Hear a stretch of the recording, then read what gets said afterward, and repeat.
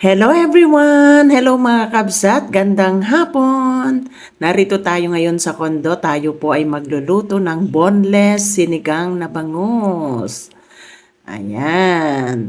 Lalabas po sana tayo kaya lang magluto na lang para makatipid naman. Ang halo nating gulay ay malunggay at saka talbos ng kamote para masustansya. Ito yung napili ko. Gulay kanina sa palengke, binili ko pa yan. Talbos ng kamote at saka dahon ng malunggay. O ito na, sarap. Wow! Naamoy ko na po yung aroma ng sinigang na bangus. Siyempre nilagay natin ay ano lang, sibuyas, kamatis, luya, I should say, onions na yung fresh. Yung may dahon-dahon pa. Oh. Yan po ang lutuan natin. Ayun, nangangamoy-ngamoy na. Yummy. Masarap talaga kapag ikaw mismo ang magluto. Masarap humigop ng sabaw.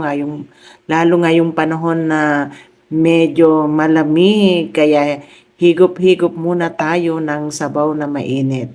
Ako po ay hindi muna mag-rice this time. Siyempre, diet ko, no? Kapag walang makain. Pero enough na sa akin ang sabaw at saka isda.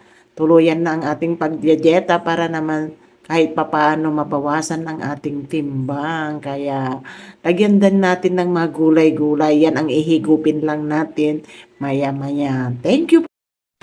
Kami, thanks for your luto. Kaya kakain na tayo. Ito sinigang na bangus plus fried na tosino. Ay, tosino. Pompano. Tapos, ito lang yung kinain ni Bunso ko, oh. Tapos, siniperate pa yung mga, ang tawag nito, ayan, gulay-gulay. Buti na lang binisita natin.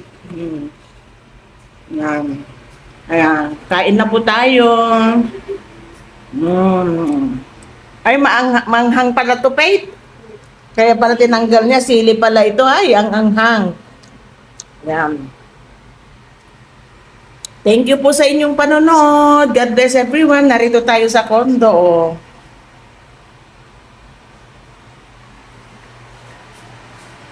Ayan. Lika na, nak. Let's eat na. Para masulit naman itong sabaw na masarap. Kain-kain na. Ang binili ko lang kanina ay yan, pongkan kasi ito yung gusto niya.